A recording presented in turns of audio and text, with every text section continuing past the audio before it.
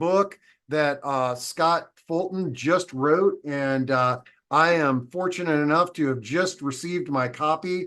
I'll be totally transparent that I haven't read the entire thing, but I'm hoping that Scott can help me better get a glimpse at some of the great content that's inside of this amazing book. But so let's welcome Scott Fulton to the stage and talk about WhealthSpan. And Scott, before we get to know you, WhealthSpan, am I pronouncing it correctly?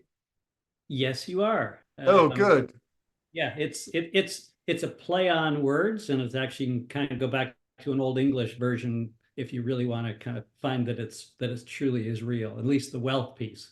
I love it, and I've read enough uh to to see that this topic and what you're talking about is sort of this intersection of our health and our financial wealth and planning. It's really I love what I've read so far. But we're going to dive into the book in a little bit more detail. But Scott, for those that don't know you, let's get to know you a little bit better. I know you, but outside of this senior living stuff, we both are cyclists and are regularly giving each other kudos on an app called Strava. But tell us a little bit about your background and what led to you writing a book like this. Yeah, well, to start with, thank you very much for having me on the show. I'm just a great admirer of the work that you do and how you do your work. And so you've got a great audience, and I'm just happy to be here today.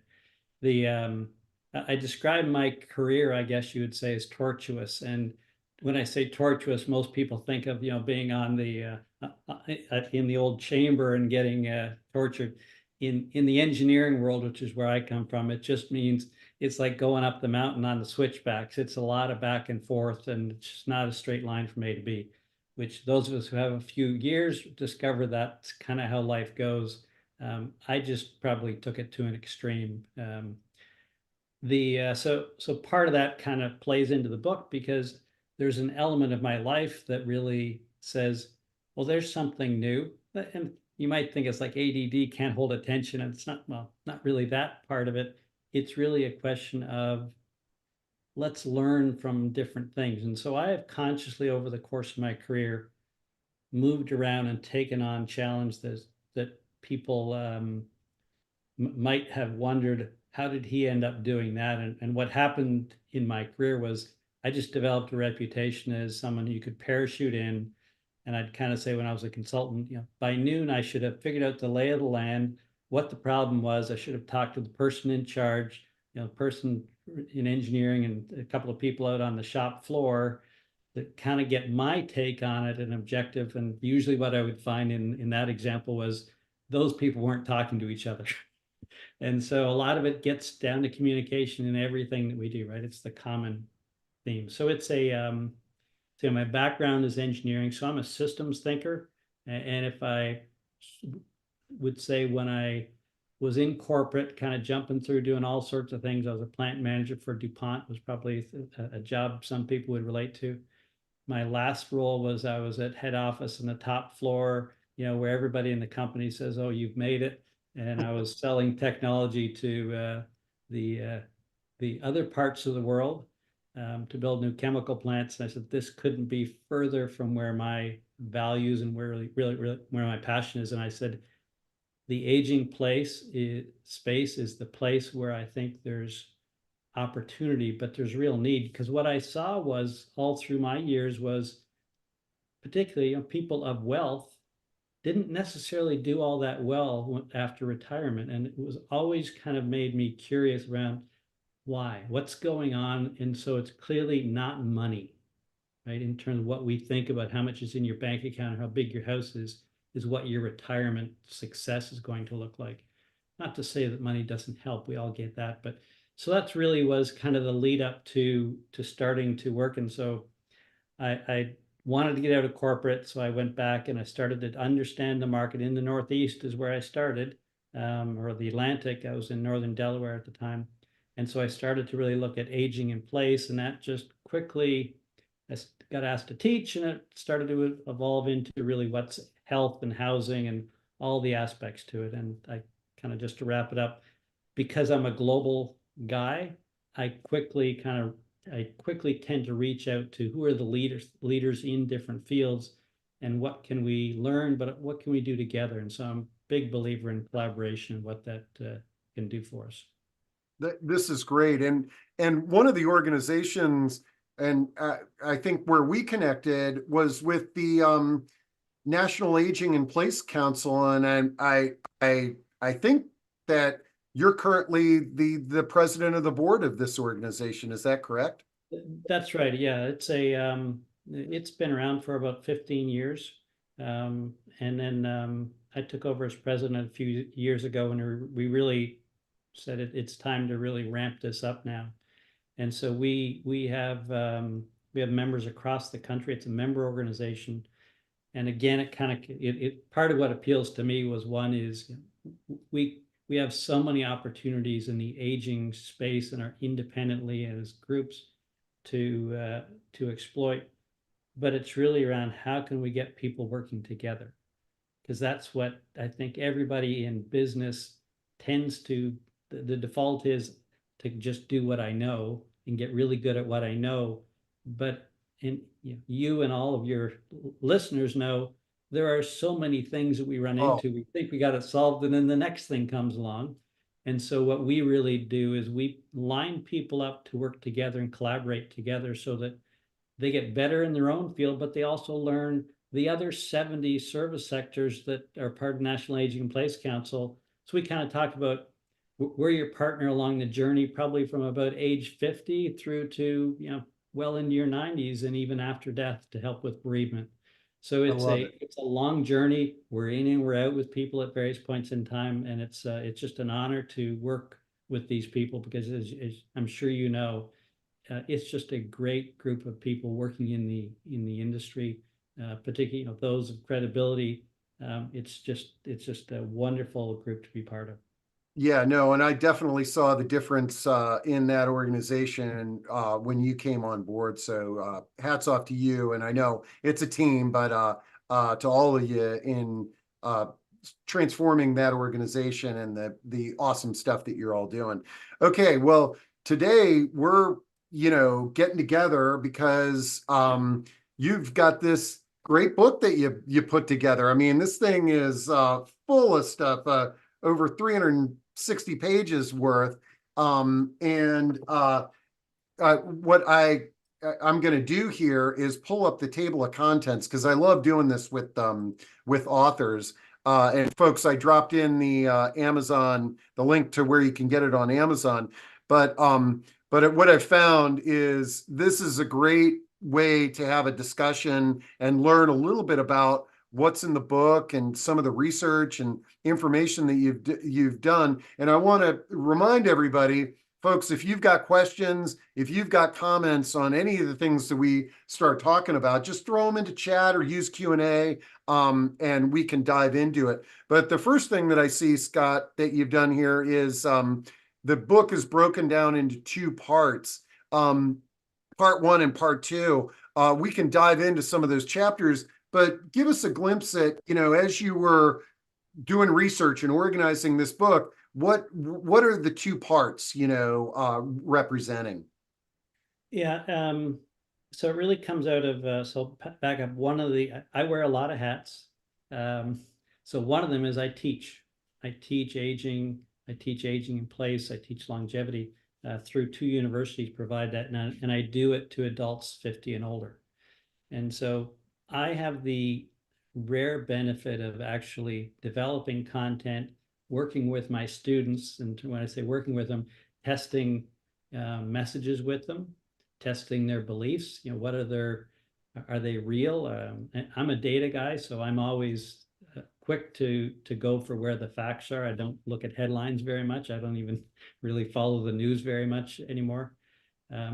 So I've really had the benefit of working with older adults in a close space to find out how do they learn different than when we were all back in school. And there's this belief that older adults are much harder students to teach to because they're set in their ways, they know what they want. And this is, it's one of these myths that, gets spread around. And so we hear it enough, we believe it. And so here's what I take on it is I love teaching older adults because they know so much. So that means that for me as a teacher, I'm not going to get away with anything because they're going to call me on it. But what I describe an adult student to be is it's like a 5,000 piece jigsaw puzzle. They have a lot more pieces than any of us did when we were 18 or 19. Yep. But when I do puzzle with my mother, and I would always like start, well, I got to get the border done. I want to do the border, and then I kind of know how big it is on the table, and I'll start to organize. But invariably, I'd get along and I'd have, 3 border pieces left over, but they didn't match up and things didn't go together, and I couldn't figure out why it didn't quite fit together. So I'd kind of work on the, give up and go to the inside, and eventually you discover this, what then became this glaring error of, oh, I just need to move this piece over here. That was wrong, and move that one over there. And now suddenly the pieces come together because I've got so much of it done. That's what teaching older adults is. It's just, they've got the pieces. It's sometimes, oh, that piece is a different shade than they maybe thought it was, or they misinterpret it, or facts have changed. Mm-hmm. And so once we get updated, then it's like, boom, they get it quickly, and it's they're just as excited as, and even more so than younger students when they kind of get a concept. So so I love teaching adults. So what I've learned is you've got to get the foundation. If you don't have the foundation, like everyone I think has been catered to with this 10 steps to whatever. Well, life isn't 10 steps to anything, right? It's way more complicated than that. And so 10 steps might be 10 steps off the end of the diving board for all you know. And is there water in the pool? Or is it not? Everyone says, just trust me. And that typically has really frustrated people. And so I think there's an absence of trust. I see it with, in the medical community, people not trusting their doctor and doctors not trusting patients to tell them stuff. And so I really start with, let's get the basics of biology. And I'm no biology teacher, but I can talk genetics and I can talk the systems of the body well enough and in language that people can understand. So that's things like from when food enters your mouth, what are all the things that happens on the journey before it gets dropped out the other end? You don't need to know all the details, but there are some things in there that are really fascinating. And so I'll just use one example. So we talk about, we think of the outside world is, what our skin is exposed to, maybe our eyes. But in reality, our exposure to the outside world is far more realized by what we take into our mouth. So any food or liquids, it's 28 more times surface exposure to the things that we eat than all of the skin on our body. Huh. 28 times more surface area. But that's only part of it. It's only 1 cell thick. A membrane that is a fraction, they get the plastic garbage bags at the grocery stores to still sell it. That cell is only a fraction the thickness of a plastic garbage bag. So it's permeable. So things that go into our mouth, we wonder how they get into our body and react, or why our body might react to them or not. A lot of it has to do with there's so much surface area. So I'll give you the example of you have a headache, you take an aspirin or Tylenol or something, and hopefully within 20 minutes or so, it's largely gone away, right? So that gives you an idea of how quickly the body absorbs things that go in and how immediate that effect can be on the brain. That happens throughout the body in all sorts of systems, all operating at the same time, and they're all talking to each other. You and I, it's like we're on the sidewalk looking at a big high rise. There's all this stuff we know is going on inside, but we can't see it. And even then we can only go to one floor at a time and get a look at it. That's what's going on in our bodies all the time. So getting a sense of some belief and understanding of how our body works, I think is really helpful before we start talking about what Yeah. So right now. I see it now, and is, part one is really grounding on some of these things. And I imagine some of the things that you were just sharing is probably from chapter 9, Death by Diet. And then part two is what can we do? How can we uh uh maximize more years, more moments, more money. But let's, since we're on, the first part, like what are some of the things? I mean, I'd love for you to share more about diet and eating, but what are some of the data points that you've discovered that we all need to be really aware of? Well, I think one of the foundational understandings that, we throw the word aging out there like we know what it means. Yeah. Well, it means getting older. Well, that's not really a definition, No, right? no. More trips around the sun, those are events or outcomes. So what aging is really a loss of communication. And so the example I give is if you and I are, if we're talking on a cell phone, and maybe you're downtown and I'm on the edge of the signal, initially we may have, we're back and forth. I'm hearing you, you're hearing me. As we start to lose signal because you're in a really crowded area, you're getting a lot of interference, or I'm just losing signal because I'm out on the edge, we start to lose bits of the conversation that go back and forth. And initially, we'll both do a pretty good job at filling in the words because the word that got dropped may have been a preposition or something that you can figure out the rest of it. But as that signal gets more interfered with, more words and letters start to drop out, and we have to guess more and more. And the more we have to guess, the more we're going to be wrong. So the more wrong we are, our communication starts to suffer. And so our body starts to lose its ability to do what would be the normal repair and maintenance that it was so good at in our 20s and 30s, and started, we hit 40s and we started to maybe begin to notice it.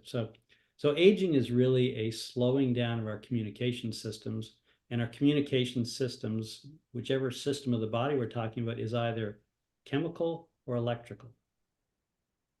And so I describe our body as like a chemical plant with all, that's what I was doing when I left corporate, was designing and selling big chemical plants around the world.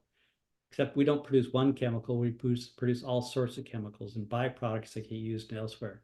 And so as we start to produce less and less chemicals as we get older, that's really why our signaling starts to go down. We essentially are providing less material for signaling, and things get in the way with signaling. And so it all just starts to get to be this limited ability to repair. And then while we may not be able to feel like we can influence it, there's kind of two things in tension, right? Rate of damage and rate of repair. So if we can do things that elevate our rate of repair or maintain those values longer, we age slower in terms of what we think of as aging, and the less damage, extra wear and tear. So if we drive our truck on the road versus we drive it off road, guess which one's going to be harder on the vehicle? Yeah.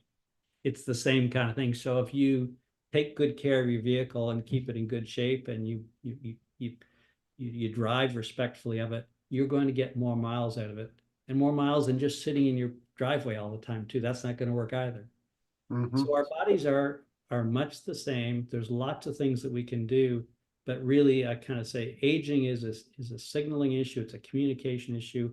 And if we just think about that, we don't have to worry about too much about it. We don't get into genetics too much, other than to say how we use our bodies and how we expose our bodies will impact. That's the communication system. So maybe I'll just kind of say one piece on genetics, an explanation that most people get. Think about genetics, our genes. We have a little over 20,000 genes, like a piano. Got 20,000 keys that go on or off, and we can play multiple keys together to get chords. But the piano on its own is just a dead weight, right? It needs music and it needs people to interact, and that's the epigenome or epigenetics that actually turn our genes on and off. And depending on how we live, we can make beautiful music, or we can make pretty awful music. And so the audience doesn't want to stick around very long if the music isn't very good. So the better you make music, essentially the longer you live, because you're going to take better care of the genes that you have. So, I so love that's it. really, yeah, I think the main thing to get about genetics, we don't have to go any deeper other than there's this software and hardware, just like in our phone, right? Yep. Unless you have software on your phone, it's not worth anything. Right. It's Uh, that $1,000 is really the software that goes with it that makes the hardware work for you. So I those are, love the analogies. I've never heard these, and it's a great way for us all to kind of understand the cards that we've been dealt, and so let's let's dive into some of these chapters and some of these topics in part two, which is really focused around what can we do, and I'm really intrigued, and I haven't got to chapter 10 and 11 yet reading your book, but changing the game and balancing medac. You know, I'm curious about these two chapters, and give us a little glimpse at what you're talking about there. yeah. So change the game is a again it's a nuance around how do we approach life. So some of the data in the background of all of this is um, our audience or your audience here, I assume, is mostly a U.S. audience, and so there's the phrase "we're all living longer" has been very popular, and I wish it were true. Right? As of 2010 in the US, that absolutely flatlined. So life expectancy in the US flatlined since 2010. Hmm. We might think that that's a world issue, but again, I'm sorry, that's not. Every other country in the world has continued to extend life expectancy. So this is back from 2010. So if you go back to, and I talk about this in the book, but you go back to the 1960, for example, and we follow how the US ranking in life expectancy has been, it has been on a free fall ever since. Hmm. We don't even make the top 50 countries in the world anymore for life expectancy. Not many people realize that. And so but again, we hear phrases. So those when I say these are modern myths that, I want to believe we're all living longer. Why wouldn't I want to believe that? But unfortunately, the data doesn't support it. And I go into that in a big way. So part of the research was to look at over 55 million people over the last 90 years to understand what's happening in these trends within the US and why are we not following the rest of the world and continuing to develop. And so part of that changing the game is recognizing, be careful around who you associate with and what routines you follow, because on average, we are not doing particularly well. So that means the people on my left and the right and the person in front and behind me, are they the kind of people that are really doing the best for me? Am I in the right group of people? It's fine if they want to make their choices. That's perfectly right. Nothing wrong with that. But do I belong in that tribe or that group of people in that cluster of behaviors? Because it's easy to kid ourselves because, well, I'm doing better than so and so, and I think I'm looking younger. We all think we look younger than we are until I look back and see myself on the camera, on the screen. So it's really hard to be objective. And so there's an element of stepping back and saying, am I just following? Flip it around and say, but it's no good just being a rebel, right? And kind of go into the whole conspiracy theory and putting a lot of energy there.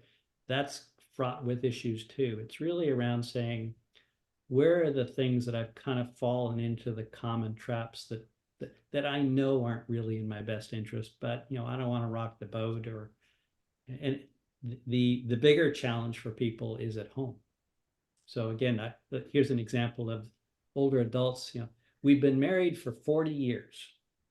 Yeah, that's great. Everyone thinks that's a noble outcome, and it is, except that we've now realized that we had different expectations around the next phase of our lives. I deal with this all the time, and I kind of say they get into partner paralysis, a hard time to make decision because, one partner wants one thing and one wants another. Well, how could you possibly have known that when you got married at age 20? Mm-hmm. You're busy raising kids, busy with your career, and then you kind of come to this point in life and say, well, I was always thinking, I wanted the resort type experience. And no, you're taking me out of your feet first. So how do you resolve those things, right? So the change in the game is really, I think, important to take an objective look at where do I want to go? And I actually take my students, I start class, often the first class is, tell me about the final weeks of your life. That's What a was hard, I've found that's a hard conversation for people to have, but it's the most meaningful conversation because then you start focusing, even though you're talking about dying, you have to reflect on how you're going to live up to that point. Yeah, well, and if you frame it in a way to say you can have anything you want, because this is just a thought experiment. Yeah. So if you could have what we all have, I think, an idea of what would be our perfect passing. Beautiful, whatever we describe as beautiful. I think everybody's fine with this beautiful notion. So let's talk about that and let's try to articulate it. And so now with that in mind, let's start to pull that back and say, well, let's talk about the weeks and the months and the last year or two that are leading up to that. Mm-hmm. Because we know that no matter what, you can extend your health span out to 99% of your life, but there's still going to be a bit at the end. Mm-hmm. But the point is, how do we get on a trajectory to say, I'm headed towards there? And I've got ways to measure. So that's part of what I tried to do when my class and really capture here is how do I measure what trajectory I'm on so that, am I kidding myself? Or am I, no, I'm really doing pretty well because I'm hanging out with people like Steve and he likes to ride his bike and he didn't hang it up when he was 40. He's doing a great job and he's having a lot of fun. So those are benchmarks that I can look at you and say, I know you're doing a lot of things right. Mm-hmm. So Yep. so that's the change the game thing. It's just break the routine. I think everything I try to tell people is break the routine just to for long enough to say, am I really spending my time with high value? And And that's really the important part. yeah, and I think this ties in nicely with chapter 11, balancing MEDAC. And you got this great diagram here in the book. And MEDAC is mind, environment, diet, activity, and community. And so let's dive into that because I really think that this reflection, this is where you can make impact, right? Yeah, and I think the other part I'm going to see if I can find it here as I'm going to scroll through. I've got a copy. Yeah, there we go. I've got a digital copy. So um, part of the purpose in how I teach is, again, adults are smart. We've learned a bunch of stuff by the time we get to be 40, 50, 60, 70. What we need to go back and check is kind of like an old building. How are the foundations? Right? Am I getting cracks in my foundations or have I got it right? And so that's because we get kind of looking up here all the time at the stars and what's going on in Hollywood and things. But in reality, how's the foundation doing? Is the house crumbling? We tend to worry about the roof, but maybe the foundation is just out of date and it needs some shoring up. So that's really what we're talking about. Those 5 parameters are the mind, environment, diet, activity, and community are the 5 foundations of longevity. I didn't make it up. That's really what multiple studies have shown for Oh many yeah, years. the whole blue zones, that's in It alignment with goes way that. back, way back. We can go back 100 years to, it wasn't called MEDAC, but it's still Yeah. the same concept of understanding what are the common things to longevity. Blue zones did not invent longevity. And I kind of use blue zones as like it's an entry level, but in reality is most people don't relate to it because it's not here. Um, I'll just add, we have over 60 communities in the US with life expectancies of over 90. You don't have to go to Italy and Greece and Japan and Costa Rica to find these communities. They are right here if we just kind of stop and take a look. And so when we think about the mind is a lot of the attitudes associated with it. How do we manage stress? Every doctor I talk to, particularly cardiologists, will say, I can do a lot of things, but there's probably nothing more impactful to health than managing stress. And so those usually the tools more than making stress go away. Life comes at us, lots of things out of our control. What are our tools to manage it? So that's the thing we can work on is the tools. Being curious, so being a learner. So people are tuning in here because they like the things that you have to say. They're curious. So that's a really good sign. Keep learning. That's another indication. And this some sense of purpose, like what did I get up for this morning, or what really gets me excited on a regular basis. I can connect to something, and usually, purpose is another whole topic. You probably had guests on to talk about it, but we would usually describe it. It's something bigger than ourselves. So I'm building a timber frame carport right now, and I kind of kid. So timber frame is like, these are big, heavy logs, the way they did back in medieval days. They're the oldest ones around are a few thousand years old that are still standing upright. So I'm building an example of, yes, it's for me, but it's going to be around for a few hundred years at least. So it's for other people to enjoy, and it adds more value to the things we do, and we look at that. And that's kind of your attitude around aging is are you complaining about it? Are you fearful? Or do you look at it as an opportunity? Right? It's a gift, because if I took it away from you today, you would say, no, I want it. Well, so then look at it that way. It is a gift. And we need to remind ourselves that. Environment is really the things around us, and that we split in two. And so this kind of comes into, mentioned earlier about the National Aging in Place Council. That's really focused on the home environment. Again, a place where we have a lot of influence, and really creating an environment that we want to feel connected with. We want to feel proud. We want to know that it's going to be a great environment no matter how long I live, no matter how long my partners live, no matter what condition my friends are, that they can still come and visit me. So I'm going to make sure my house is really open and accessible to my friends, because I know when I get to that last one, community, I don't want to be sitting there alone at the top of a staircase. No one's able to come and see me, and I can't go down. And then the other piece is this outside environment.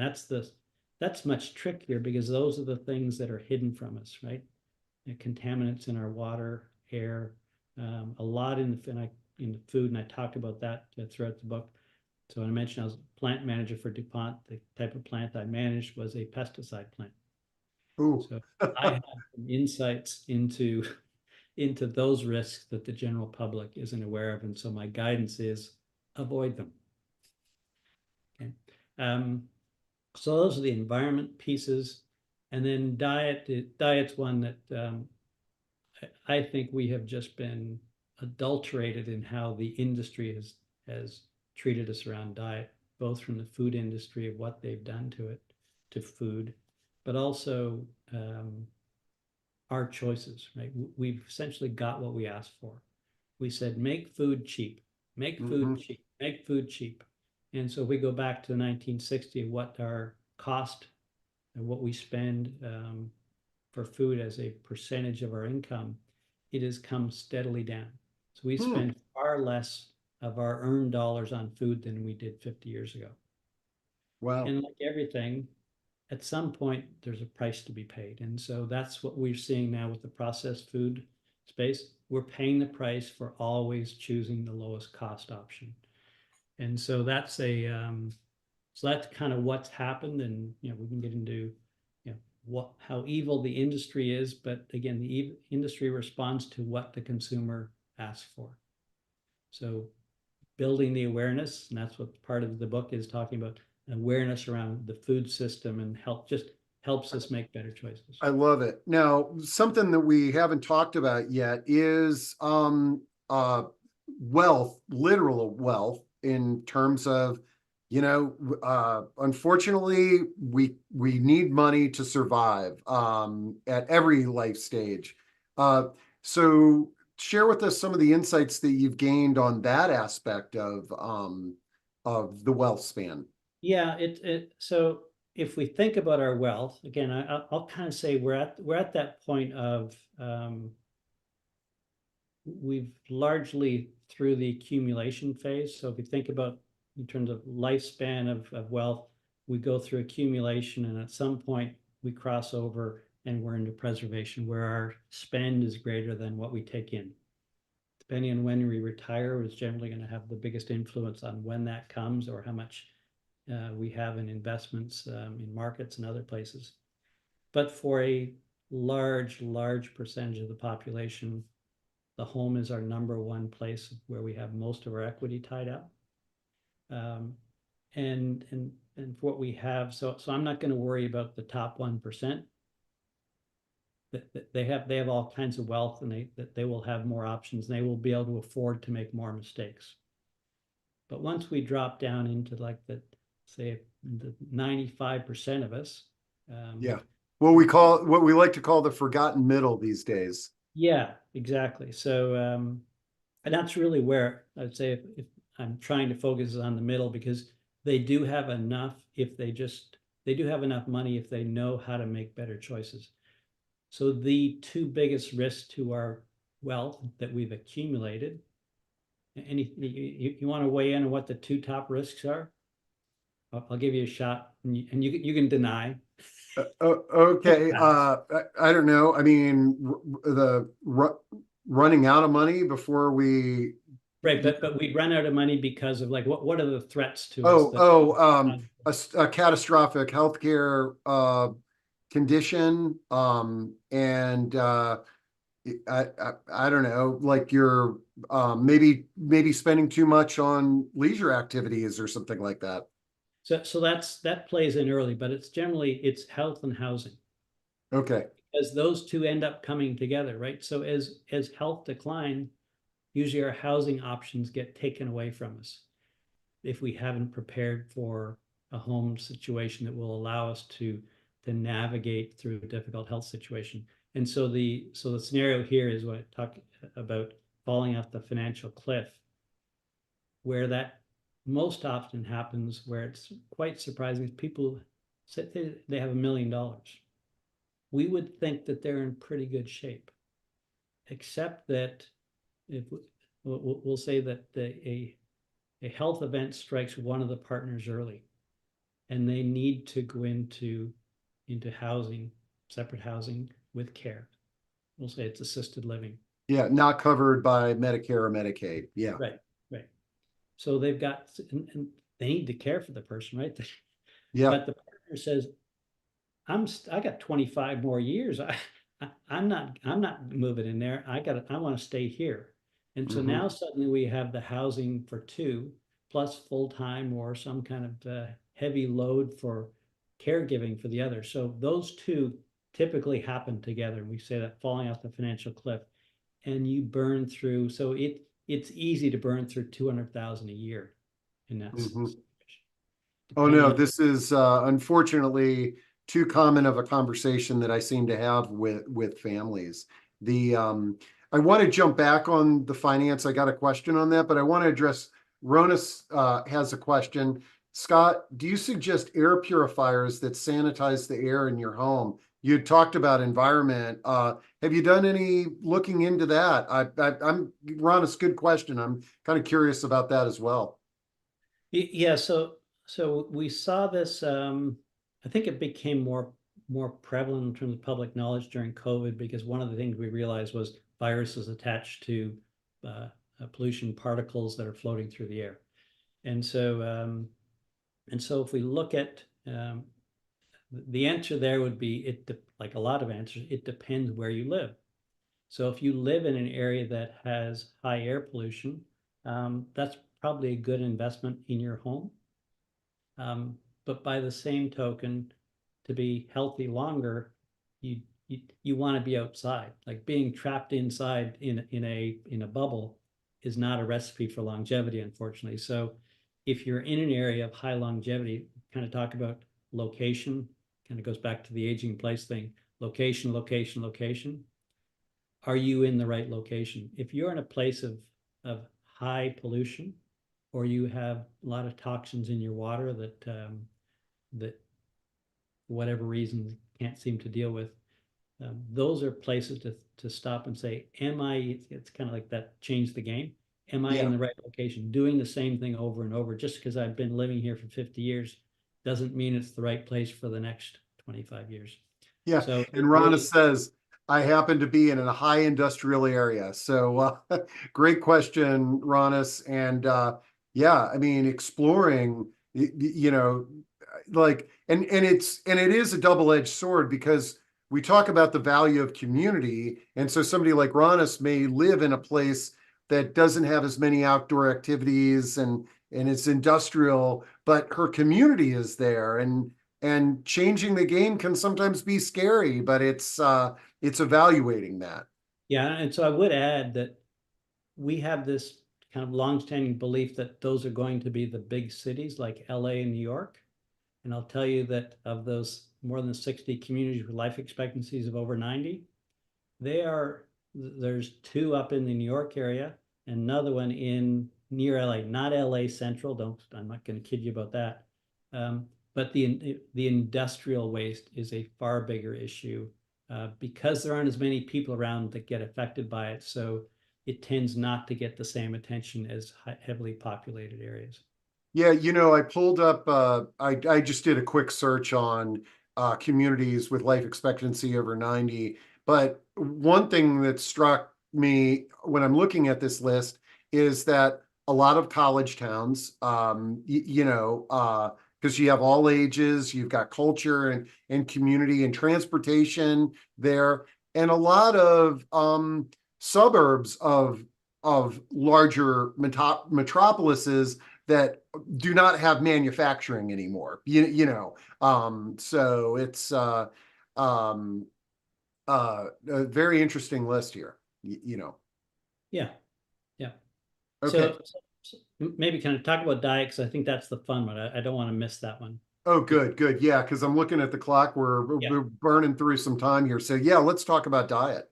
So I take a really different approach to diet again because I think we all have been abused by, this is a longevity diet and that's bad. I think everybody, if you don't know the risks of processed food, you haven't been listening, and so we don't need to spend time on that. Um, Generally, whole foods, in terms of the less it's been affected, the better. Um, High variety of foods is really you know what's important. The quality of the foods I mentioned earlier around food that ideally hasn't been exposed to pesticides. It's also a GMO component. That's what GMO foods. 95% of the GMO plants in the world were designed specifically for pesticides. If Hmm. it says GMO, it's for pesticide. There are very few plants that are really for growing in arid regions with low irrigation. And then the other is fiber. And so if you're eating high quality food, a wide variety, and getting more fiber than average, so the average person's getting under 15 grams, we should be more in the 50 to 60 grams of fiber per day. So but that naturally happens when you eat whole foods and eat a wide variety of foods. And so you don't have to be vegan. Some people clearly eat far too much meat. Um, we know the long-term risk of that. There's never been a single person that I've come across that lived to 100 on a carnivore diet, let alone a community. We can find millions of people who have lived well eating small amounts of meat. So it's not that meat is bad, because if some people need it to keep the red blood cell count high enough. So kind of goes back to that know yourself and figure yourself out to say, what works for me? That's all that matters. What works for Mhm. Steve is great for Steve, but there's no guarantee that works for me. So I get into really what are the things to measure to know, am I on track? All that matters is, am I on track and are you on track for you? And we may or may not we'll do a lot of things the same, but some of them will be quite different. So the other is activity, and that's generally around keep moving. So any of us who are at a desk a lot or we tend to sit a lot, we've got to find ways to break that routine. I think people have heard about that. The optimal activities are going to be dynamic, and generally in space that are going to engage our mind and engage our body in a space. So if you and I were dancing out on the dance floor, those are typically an example of activities that promote longevity, because the brain is having to interact with where two people are as well as everyone else on the floor, not run into everybody. And you've got a series of steps to take. And so there's a mild amount of activity, and then the other would be the intense activity. So high intensity training where we're actually getting the heart rate up. And so you can't do it in the book, and I don't have time to do it here, but I do in class a really good example to show people what a fit heart looks like and how it operates relative to a sedentary heart. So a fit heart has a higher operating rate. It'll beat faster than a sedentary heart because you've trained it to do that over a long time. And when you're not exercising, it's got a lower resting heart rate because it's putting out more volume. Every stroke is putting out more volume of blood. And so on a daily activity, it means you're operating at a lower heart rate, but you've also got this capacity to do much more. And so kind of leads me into another piece of data that I can say the WHO has taken my lead, coincidentally. The way we represent mortality in the US, the way the CDC does, they decided years ago based on reasons I don't understand, but they don't make sense, because everyone would say, I think, who knows, heart disease is the #1 cause of death, followed by cancer. Followed by what? By cancer. Oh, okay. All right. And then there's everything else. Well, without getting too deep into it, all the cancers are different. They're not all the same. 85% of heart disease or heart deaths are from atherosclerosis, so the blocking of the arteries. But what's not in there is stroke. So 86% of strokes are the exact same cause of 85% of heart deaths. It's atherosclerosis, usually in the carotid arteries or other arteries in the brain. Flip it around and say, go to root cause. So being ischemia was what we call that restriction. It's the four times higher cause of death than the #2 across the board. And the #2 for adults over 50 is now Alzheimer's. Yeah. And it just gets higher the older we get. So really take everything we do to take care of the heart, takes care of the brain, and takes care of a lot of the other risks that we associate too. And then the last one I'll touch on is community. And that's really one of the things you're doing here. Right? How do I bring people together in opportunities to learn and ask questions and have dialogue back and forth, but really get that communication and touch and feel people. Get back out and after COVID was like, get back out and hug people and really get engaged in community activities. So that's kind of ties back, and that really says between mind, environment, diet, activity, and community, there's tremendous interdependence between all of them. So get involved in a local pickleball group. Right? Yeah, or you're just getting community, you're getting activity there, and then you're probably getting around people who probably eat pretty well, hopefully. And so you'll see how they all start to work together. So it goes back to that, am I in the right tribe? Am I following, or do I need to change the game? Or where do I need to change the game? Maybe it's just one minor thing suddenly elevates, and you suddenly find, I'm starting. I said to my wife just a couple of days ago, I said, I don't know why, but I'm feeling better now than I have in a long time. I wasn't feeling poorly before. Yeah.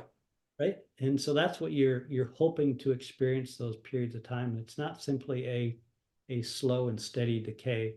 There's just always opportunities to promote and reinvest. Change the game. Yeah. Okay. I know we're getting close to the top of the hour. And let's see.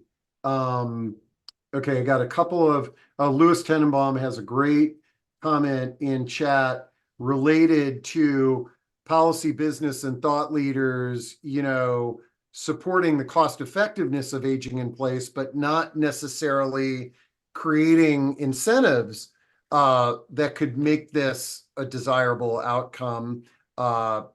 Any kind of thoughts on that? Yeah, Lewis has been beating on this one for a number of years and is making steady inroads, and we tag teamed up with National Aging Place Council to work together on it. Um, I'll tell you that, and I've taken on the initiative to really try to work with the senior housing industry to reinvent models that will open up the middle market. Um, Again, an industry that's not used to change. That's the one thing I'm good at, is taking people through change. So we'll see whether I have any luck there. But it's kind of like David and Goliath. We'll see how I do. But yeah, there is a lot to be done. You know, there's the element of I personally guide people to say, don't wait for it to happen for you, because it may never come. And if it does, it's chance it'll be too late. So on a personal basis, really be more proactive than you think you need to be.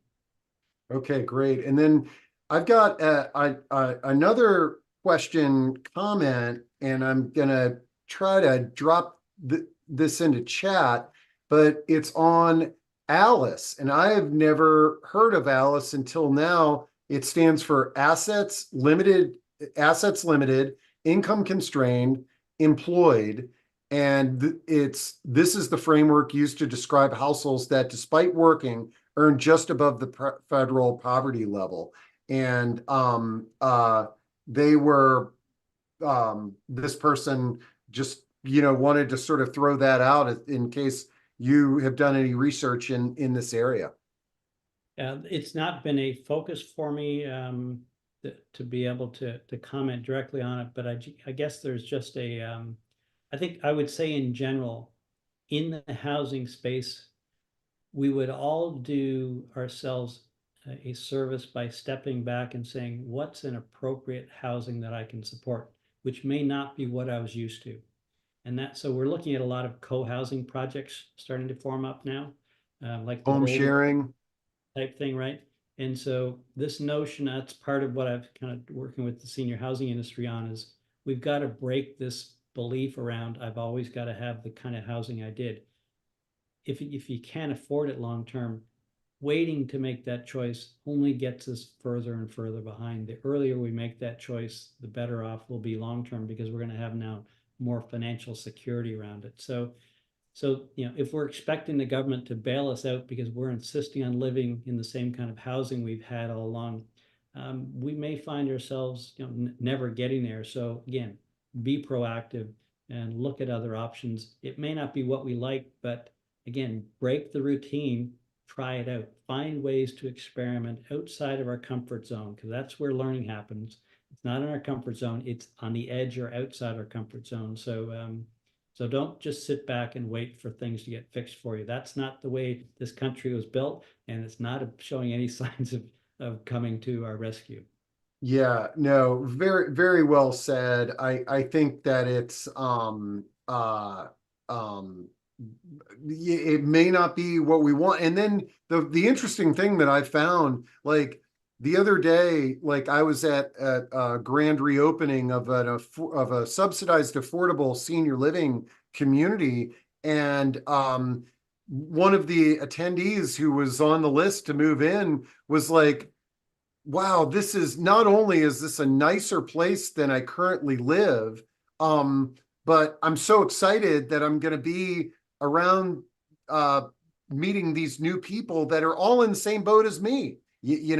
But her vision was, I can't believe though that I'm living in subsidized housing. I've never done this before. Okay, we're almost to the top of the hour. Scott, this has been amazing. I'll make sure that all of the links are shared on the recording and everything like that. But is there anything that you haven't had the opportunity to share that you'd like to share? Well, I think I would, I'd probably say is really for people to recognize that there's far more opportunity than they realize. I see this consistently with adults. We've got to step away from our comfort zone. I mentioned that. And what we will find is there are more opportunities because we have more capacity than we realize. We sell ourselves short saying, I could never do that.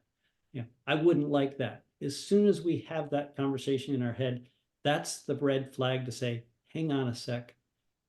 I may not have liked it when I was younger, but it may be exactly what I need when I'm older. And so maybe it's time to revisit my values and say, am I just carrying that, or is there really opportunity there? And it's time for me to open that door and at least go in and give it an honest shot, whatever that is, whether it's housing, any of these areas around mind, environment, diet, activity, and community. There's opportunities in all those areas for all of us. And so look for the ones where the low-hanging fruit, those are the ones to go after and really kind of say, I'm in it for the long haul. I'm looking for the best I can possibly have. What would that look like? I love it. Now, a couple of things before we wrap up is I've just received an email. It's like, where can I take a class that Scott teaches? Can you send me links so that folks could sign up for the courses that you're teaching? So a past president of medical association reached out to me to actually look at helping me with the teaching, to wanting to come and help. I had planned to put it online before COVID ever hit. I still haven't got there. So I do it at University of Virginia and Okay. University of Delaware. Those are two places that you can sign up. Ride with me, get on my mailing list, go to WheALTHSPAN or something. And at some point, we'll be bringing it out for a much broader Okay, audience. I'll make sure to put the links in the recording there so folks can get in touch. And you're right down the road from me in Charlottesville. And Scott, our next meeting, I hope, is face to face, and we can get on a bike and ride outside together and both help our longevity, being outside, being healthy. And I'm happy to come to Charlottesville because the riding's a lot better there than it is in Washington, D.C. So this has been awesome. I congrats on such a thorough and monumental book here, folks. And I look forward to continued discussion, and keep us posted on any new exciting details that you find in this area. Awesome. We can record a show from my studio. Yeah, I love it. All right, folks. Well, have a great day and a great week. And Scott, again, thank you. And thanks to everybody who contributed today and as part of this community. We'll talk to you all soon.